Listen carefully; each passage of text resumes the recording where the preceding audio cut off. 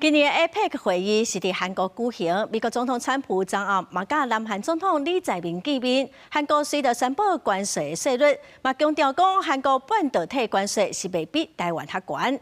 咱台湾贸学者就表示讲，咱台湾的产业实力是真强，所以唔惊竞争。 美国总统川普访韩，南韩宣布双方已经敲定关税税率。30号早上，包含朝鲜日报和韩民族新闻都是头版全开报道。南韩方特别提及台湾，表示半导体关税不会比台湾的更不利，引发关注。各大报头版头条全版拢伫讲美国总统川普来亚洲，重点协定之一嘛包含会见南韩总统李在明。到底两个人会面日到迄暗，南韩虽宣布双方达成贸易协定。 반도체의 경우 핵심 경쟁국인 대만 대비 불리하지 않은 대우를 보장받았습니다.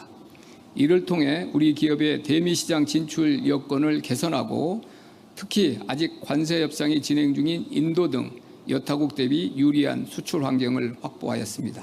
根据 APEC 代表团成员指出，目前台美关税谈判持续进行，重点包含争取232关税优惠，还有台美半导体供应链合作。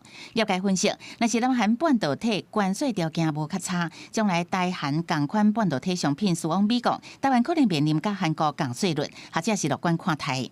对啊，其实未来同样的关税，台湾还是比较强啊。但因为半导体这个部分基本上是卖方市场，特别在先进制程这个部分，它是可以转嫁的。在里面也有Samsung一个馆，就是它展现2奈米的晶片，所以它已经做出来了。但这重点不是做出来，重点是良率。学者嘛分析，观察目前的情势，甲美方谈判的重点，就是伫个投资内容。台湾争取税率20%，卖用国他起的机会真大。不过，承诺的投资经验甲实践程度，这是后续的重点，必须爱持续关心。